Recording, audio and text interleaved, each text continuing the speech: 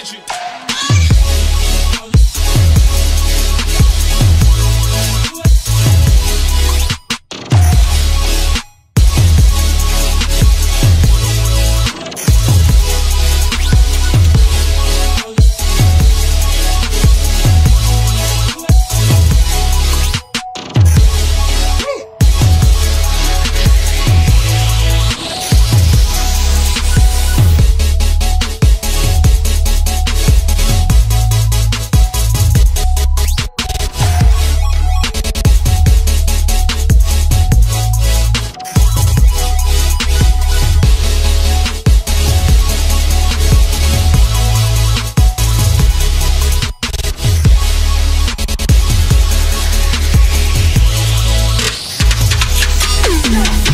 Bonjour à tous et à toutes, c'est TD72 Pro, comment allez-vous? Moi ça va très bien, aujourd'hui je cool.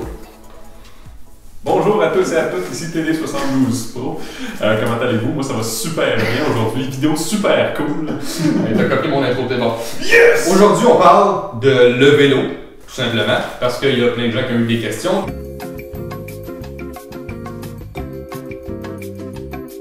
Bon ben on a une application pour téléphone qui contrôle dans le fond les lumières, la matrice LED, qui va aussi permettre d'activer la vitesse de croisière, le cruise control, qui permet au vélo, avec un asservissement, de garder sa bonne vitesse. Fait que ben, je te laisse démontrer des clignotants, des trucs comme ça. Je mettrai des screenshots à l'écran de l'application. Donc d'abord, on a nos clignotants ici, Oui. et à l'arrière, juste ici.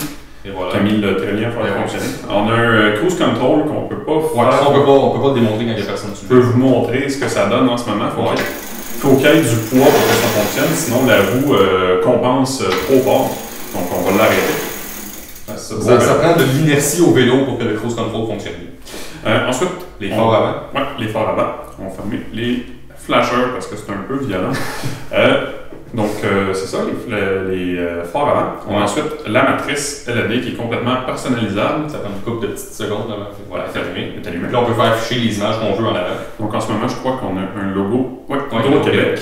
Donc, on va mettre un petit Raspberry Pi. Raspberry Pi, sauvegarder. Ça va s'éteindre, ça va s'allumer, voilà. Ouais, excellent. Bon, les autres trucs, ça, on en a déjà beaucoup parlé, là, parce que on peut pas trop faire de démonstration sur les capteurs GPS, puis personnalisation, puis les paramètres. On a tout montré ça dans l'autre vidéo. Par contre, on peut démontrer le beau klaxon. Je sais pas s'il va être trop fort. On va faire un petit test. On va voir. Même pas pas, fort. c'est bien. Puis on peut changer le klaxon, bien sûr.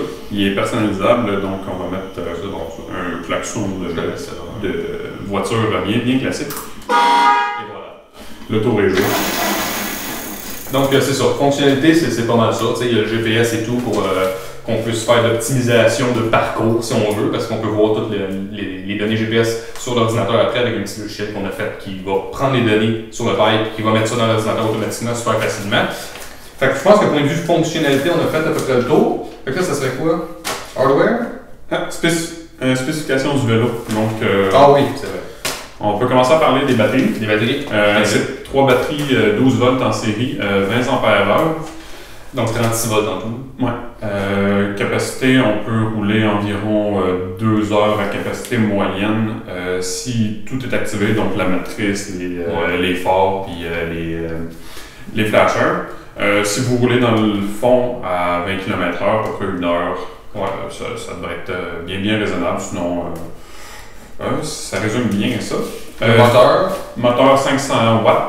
36 volts, donc ça répond avec nos batteries, qui est roulé avec une drive chinoise qu'on a commandée d'eBay. Ça fonctionne super bien. Ouais. Ah non, on l'a même pas commandé d'eBay, celle-là. C'est vrai, aux États-Unis. On a deux drives, c'est vrai. Parce que celle de eBay est arrivée comme 2 mois en retard. Mais c'est quand même une drive chinoise. Elle vient juste pas d'eBay, c'est tout. Puis bon, on est capable d'atteindre une vitesse d'à peu près 20-22 km/h sans pédaler. Puis si on pédale en plus, une trentaine de km/h, c'est faisable. La vitesse de croisière, on peut la setter entre 10 et 20 km/h. Ouais. En dessous de ça, c'est trop lent. Puis au-dessus de ça, ben, si les batteries se mettent à se décharger, il n'atteindra peut-être pas le 22 km/h nécessairement. On a bien sûr les phares automatiques sur le vélo. Donc Eric va éteindre des lumières dans la pièce. Yeah! Ça éclaire le plancher. Super cool. Donc si on commence là à l'avant, on voit la matrice LED. Ça c'est juste en fait relié avec des aimants sur des bouts de métal. C'est très bien aimanté. Donc il n'y a pas de danger que ça tombe. on a nos lumières, nos flashers. Puis là, si on regarde en arrière, on va se faire une belle job de focus et tout, là. Mais on a capteur de luminosité, GPS. On a un Raspberry Pi. C'est un Raspberry Pi juste première génération qui est connecté uniquement à la matrice LED puis il communique en Wi-Fi avec notre autre Raspberry Pi. Et ici, je suis pris dans un fil. Ici, on a nos indices de consommation en temps réel, donc le voltage des batteries, l'ampérage, la puissance qu'on consomme. Ouais, Petite démo avec la roue. Donc, un bon 90 watts avec le moteur. Puis quand on est sur le vélo et qu'on accélère, là, ça peut aller jusqu'à 750 watts, donc quand même. Donc là, vous pouvez voir là, les batteries, voilà. Et tout le câblage, là, on peut regarder ici, là. Même si je monte à l'avant. Le câble auxiliaire puis le branchement USB. Pour le téléphone, on a un fil auxiliaire et aussi, si on regarde juste en dessous, on a ici une prise USB. On peut recharger notre téléphone et écouter de la musique pendant qu'on utilise le vélo. Et là, je voulais juste vous montrer là, les fils, comment il y en a beaucoup. Vous voyez là, ça descend de chaque côté du vélo parce qu'il y a tellement de fils, c'est difficile à gérer un petit peu. En ce qui concerne les freins, on a un interrupteur dedans. Ça fait que quand on appuie, c'est détecté par le Raspberry Pi et ça allume une lumière. Donc, tu peux juste appuyer. Tu vas voir, ça allume, je vais prendre. Ok, vas-y. Et voilà. Donc, quand on pèse, ça allume à l'arrière. Donc, comme vous pouvez voir ici, on a le Raspberry Pi 3 qui contrôle la majorité des trucs du vélo. Et ça, c'est le bordel. Voilà. Dans le fond, on a notre circuit imprimé. Et il est dur à avoir pour attendre. Je vais essayer de zoomer, de focus dessus. On voit un peu là, le circuit imprimé dans le fond avec tous les connecteurs à vis et tout, voilà. Donc c'est un bordel de fils. Il y a certains fils qui sont trop longs, mais honnêtement la majorité, on pouvait même pas les raccourcir plus, donc c'est ça qui fait un petit peu de peine. Mais si on regarde sur les côtés, on a des buck convertisseurs de voltage qui descendent de 36 volts à du 12 volts et à du 5 volts pour l'alimentation des divers capteurs. Donc les Raspberry Pi demandent du 5 volts et la plupart des lumières demandent du 12 volts. Ouais, exactement. Donc, bien sûr, mettre du 36 volts directement dans nos trucs, c'est pas super. C'est à déconseiller parce que Tommy s'est déjà trompé. Il a envoyé du beau 12 volts dans un Raspberry Pi, celui-là de contrôle qui m'appartenait d'ailleurs. Mais je t'en ai racheté un autre. Oui, c'est bien. Ça l'a grisé complètement. Ensuite, à l'arrière, il y a plus de choses. Ça, le truc avec le sticker jaune, c'est notre drive de moteur. Donc, c'est tout petit. Puis ça permet de driver notre moteur finalement. Puis ça passe dans un ampli et tout parce qu'on a un DAC qui est ici. Parce qu'il n'y a pas de sortie analogique sur les Raspberry Pi, donc ils font envoyer une donnée digitale là-dedans qui convertit en un voltage de 0 à 3 volts. 3.3 volts. Puis ensuite, ce 3.3 volts-là, au maximum, on l'amplifie dans un petit circuit ici avec un ampli. Parce que la drive demande entre 0 à 5 volts pour contrôler le moteur en arrière. Puis on a bien sûr nos haut-parleurs de télévision, parce que pourquoi pas. Avec un ampli aussi qu'on a acheté. Ah oui, oui, le bel ampli qui se cache juste ici, qu'on a commandé sur eBay aussi. Il est tellement difficile à montrer. Bon, on le voit un peu dans le fond, l'ampli haut-parleur. Et si on regarde à l'arrière du vélo, le beau câblage pour les lumières. Fermons la boîte. Et voilà, on a encore les flashers à l'arrière. Ici, on a le potentiomètre pour changer le volume des haut-parleurs. On a ici un capteur à effet Hall, donc un Hall Effect Sensor en anglais. Et ce que ça fait essentiellement, c'est qu'on a un aimant sur un des rayons de la roue, donc juste là. Et quand ça va passer devant ça, on va avoir un signal qui va arriver au Raspberry Pi. Selon le temps que ça prend, entre chaque fois que l'aimant passe devant le capteur, avec la circonférence de la roue et tout, on peut savoir à quelle vitesse le vélo se déplace. On a ici le moteur donc, qui est connecté à la roue arrière. Et ben voilà, c'est ça qui nous propulse en fin de compte. Donc, parlons maintenant des branchements du circuit imprimé. Donc, comme vous pouvez voir, ça c'est notre 12 volts qui vient de nos convertisseurs dévolteurs. Puis 5 volts, la même chose. Bon, le 12 volts, on voit qu'il est relié à toutes nos lumières. Donc, ça c'est nos connecteurs à vis pour toutes les lumières du vélo. Puis le 5 volts, lui, est surtout branché à des ports USB Et aussi, il est branché dans un régulateur 3 volts qui, lui, va alimenter nos divers capteurs ainsi que notre ADC qui va transformer les lectures des capteurs analogiques en données numériques. Fait que, je sais pas si je vais parler un petit peu de l'autre chose. Parlons donc d'une des fonctionnalités du Raspberry Pi, c'est d'alimenter les transistors qui servent à allumer les lumières. Donc, c'est très simple. On fait juste dire au Raspberry Pi d'allumer un des GPIO, excusez-moi, qui alimente la grille d'un transistor et qui laisse passer le courant dans les lumières. Donc, c'est la façon qu'on a trouvé pour alimenter ces lumières-là. Essentiellement, c'est comme un interrupteur électrique. Oui, c'est ça. Rien de bien compliqué. Puis ça fait que quand on active, mettons, ce transistor-là, ben, ça fait que le 12 volts, il va passer dans notre lumière, puis ça, il est relié au ground. Puis aussi, on a des résistances qui vont protéger le Raspberry Pi en cas qu'il y aurait un petit retour de voltage là, en provenance d'un des transistors. On a ensuite notre capteur de luminosité qui est un TSL 2561, si je me souviens bien. C'est un module d'Adafruit et un DAC qui est aussi un autre module d'Adafruit. Les deux fonctionnent en communication I2C.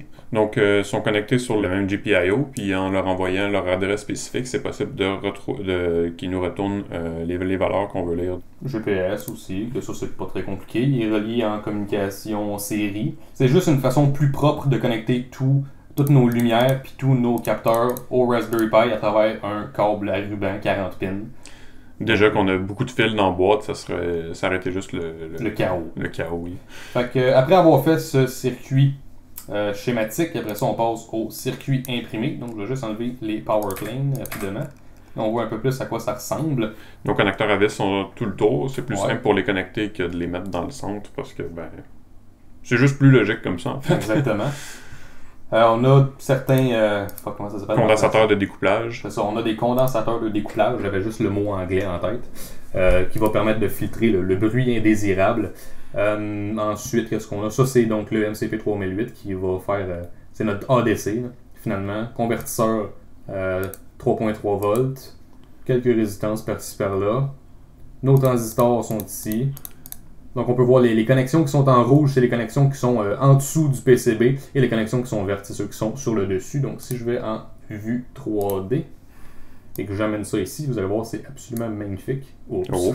C'est pas là, je voulais l'amener. Si vous voulez faire des circuits imprimés et tout, prenez KiCad, c'est gratuit et open source. Ne prenez pas là, freaking Ultiboard et Multisim, c'est pas si bon que ça.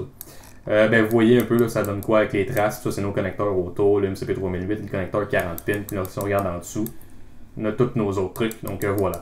Essentiellement, pour designer un circuit imprimé, là, on commence par le circuit schématique, puis ensuite on fait le layout, puis voilà. Pour la programmation, on a programmé à distance en utilisant NetBeans. Si vous ne savez pas c'est de quoi que je parle en ce moment, vous pouvez aller voir un autre lien dans la description où ça va apparaître là, en haut ici. Outil fantastique parce que c'est vraiment plutôt compliqué programmer en C++ directement sur le Raspberry Pi. Si vous avez accès à un outil plus rapide pour écrire, moi je vous le conseille fortement en fait. Là. Donc vous irez voir ma vidéo que j'ai faite là-dessus.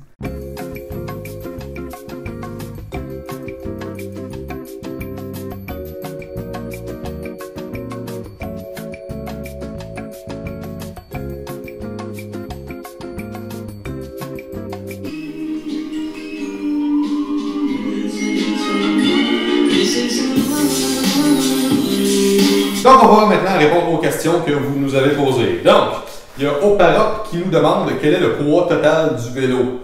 Une centaine de livres, entre 80 et 100 livres là, à peu près, parce que les batteries c'est 15 livres chacune, donc on a déjà 45 livres direct là. Donc, je pense que ça fait du sens pour une centaine de livres. Sa vitesse maximale? Donc, la vitesse maximale, c'est 22 km/h. Celle du cruise control, c'est 20 km/h au cas où la batterie se décharge, comme on l'a dit plus tôt. Puis s'il n'y a personne sur le vélo, la roue peut aller jusqu'à 25 km/h. Magnifique. Mais quand il y a quelqu'un, c'est 22. Puis si on pédale, une trentaine. Trentaine, tu vas pédaler vite, non? Ouais. C'est quoi le coût total du projet? 1400 $. Voilà. Combien de temps as-tu passé à imaginer le concevoir? Ce qui est important de mentionner, c'est que c'est pas juste un projet où ce que tu avances là, au hasard. C'est que c'était vraiment tout planifié à l'avance. Puis oui, il y a eu des petites embûches puis un petit peu d'improvisation au fur et à mesure. Sauf que la majorité du projet, c'était tout prévu à l'avance. Donc oui, il y a beaucoup de temps à réfléchir au projet avant de le faire. Ça s'est fait, on ne sait pas le nombre d'heures exact, mais... 5 heures semaine pendant 4 mois. puis environ de 20 à 30 heures pendant 4-5 mois à peu près. Fait que ça s'est fait là, à peu près là, en un an, une année scolaire, le projet. Neurobio Boy, l'autonomie. Il y a à peu près 2 à 3 heures d'utilisation si vous voulez, entre 10 et 15 km/h avec les lumières activées et la matrice à l'avant. Si vous voulez à 20 km/h, soit dans le fond avec un cruise control qui prend lui aussi un petit peu de processing power. Un petit peu de processing power, d'après moi, une heure et demie.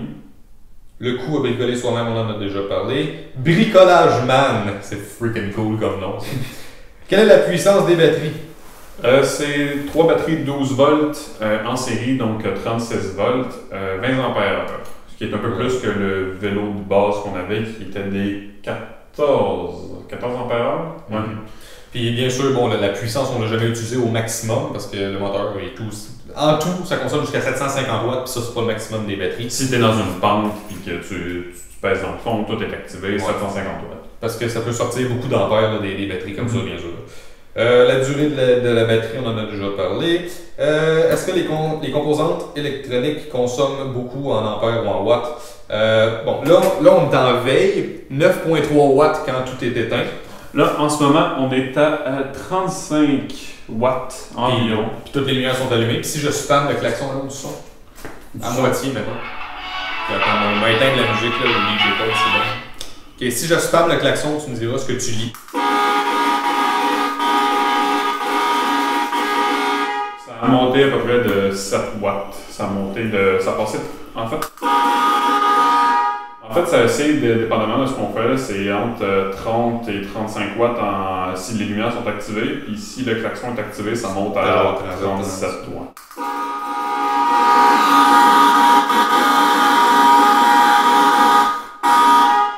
Ça vaut pas tant le son. 40, hein? 40 watts. Prochaine question. Est-ce que c'est des batteries lithium ou plomb? C'est des batteries au plomb parce que c'est vraiment moins cher et c'est moins compliqué à recharger aussi. Donc on est allé avec ça. C'est surtout l'aspect moins cher qui est intéressant pour nous, mais c'est vraiment lourd. C'est moins dangereux aussi. Moins dangereux. C'est moins dangereux. Justement, est-ce que c'est pas lourd comparé à un vélo déjà électrique?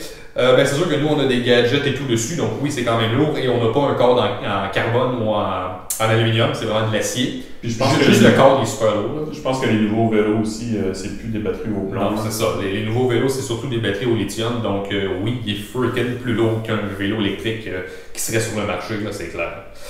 Philippe Lebel, combien de temps la durée de la batterie? On a déjà répondu. H4 Ligat 0. Quelle est la pente maximum que le vélo peut prendre? On ne sait pas exactement, mais on a déjà pris des pentes et il n'y avait pas de problème. Une pente plus épique, c'était quoi? C'était peut-être 15 degrés, la pente qui était genre dans l'agrégat, je sais pas. C'est à côté du collège? Ouais, on a pris quelque chose à peu près quoi, ça de genre, c'était peut-être une quinzaine de degrés, ou peut-être 10 à 15 degrés. Ça, c'était à peu près un peu plus que 15 degrés. Non? Je sais que c'était ça.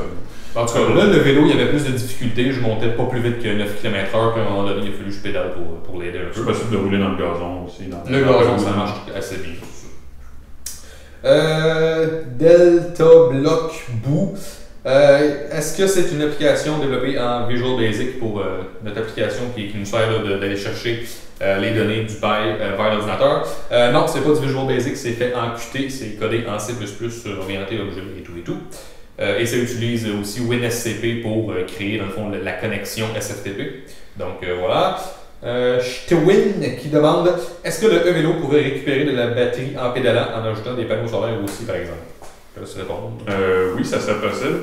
En fait, on a appris dernièrement que notre vélo du pédalage régénératif, si on pédale en même temps. On pensait que c'était impossible mécaniquement parce que la façon que les engrenages tournent, on sait pas, on dirait qu'on n'a pas réfléchi assez longtemps. On a vu que visuellement ça tourne pas quand la roue tourne tout seul.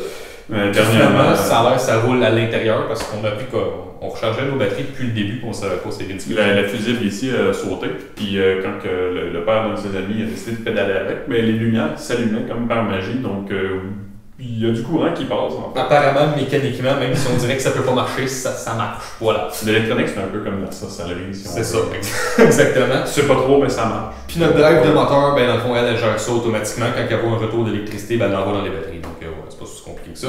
Donc oui, on recharge les batteries. C'est tellement con qu'on savait pas ça avant. C'est notre freaking projet qu'on était sûr que ça marchait pas. Bon, c'est un peu ridicule. Puis des panneaux solaires, oui, ça fonctionnerait, sauf que je sais pas où est-ce que je mettrais des panneaux solaires là-dessus qui seraient assez gros. Parce que la surface qu'on a en ce moment, ce serait des panneaux solaires trop petits pour que ça fasse une différence. Un trailer en arrière avec des panneaux solaires. Une éolienne. Faux Loris demande comment tu as programmé le Raspberry Pi. C'est un serveur, je suppose. Bon, ben, on a créé un réseau Wi-Fi sur le Raspberry Pi. Vous pouvez aller voir ma vidéo que j'ai fait là-dessus. Et on a programmé à distance avec NetBeans en C++. J'ai aussi une vidéo là-dessus. Donc, ça fait le tour, je crois, des questions que nous avons reçues. Donc, pour conclure, ben, j'espère que vous avez trouvé chouette notre fameuse bicyclette qui attire beaucoup l'attention à cause que... En fait, oui, parce que c'est ça, c'est un vélo qui fait du bruit puis qui fait de la lumière, donc il attire quand même beaucoup l'attention, puis on l'a fait. Ok, là, tu peux éteindre le son. Ça fait du bruit. Il crie un petit peu. Quand les clignotants clignotent, on entend le bruit électrique dans les haut-parleurs. En fait, je vais rapprocher le micro, peut-être que les gens vont entendre. Je pense qu'il souffre un peu. Tellement dérangeant. Donc, on a bien sûr fabriqué ça avec un peu d'humour là-dedans, parce qu'on est comme ça, c'est quand même plus drôle avec notre chèvre en avant. Et aussi, j'en profite pour dire que le 28 juin, on va faire une présentation à Montréal au Club Framboise. Donc, vous pouvez vous joindre à nous si vous êtes dans le coin. J'écrirai plus d'informations sur l'événement dans la description. Je pense qu'il faut s'inscrire à l'avance, par contre, pour faire ça. C'est vrai, il y a peut-être des places limitées, donc vous irez voir si vous pouvez vous inscrire. Mais c'est gratuit, en fait, puis c'est à Montréal, donc voilà. Si vous êtes fan de Raspberry Pi aussi, ils ont d'autres conventions. Je pense que c'est une fois chaque... C'est le dernier mercredi de chaque mois. Ouais. Donc, c'est des trucs là, sur l'électronique, le Raspberry Pi, etc. Donc, super cool. Il y a un autre vélo électrique. Pas un vélo électrique, en fait. Un vélo avec un système de lumière qui est contrôlé à distance. C'est une flotte de vélos, plusieurs vélos, puis la luminosité de chaque vélo est contrôlée à distance. Avec des cartes NFC, si je me souviens bien. Ouais, c'est bien ça. Parce que c'est comme la deuxième fois qu'ils viennent présenter le projet. Ils viennent présenter l'update du projet là, un an plus tard. Donc voilà, vous viendrez nous voir à Montréal si vous voulez. C'est au District 3 Innovation Center, si je me rappelle bien. Vélo. Donc voilà, ça c'était le vélo. J'espère qu'on a répondu à toutes les questions. Sinon, on peut toujours répondre dans les commentaires. Donc j'espère que vous avez aimé cette vidéo. N'hésitez pas à laisser un j'aime, commenter. Et n'hésitez pas à nous rejoindre sur tous les réseaux sociaux, YouTube, Facebook, Twitter, Google+, et Instagram. Bon ben à la prochaine là. À la prochaine.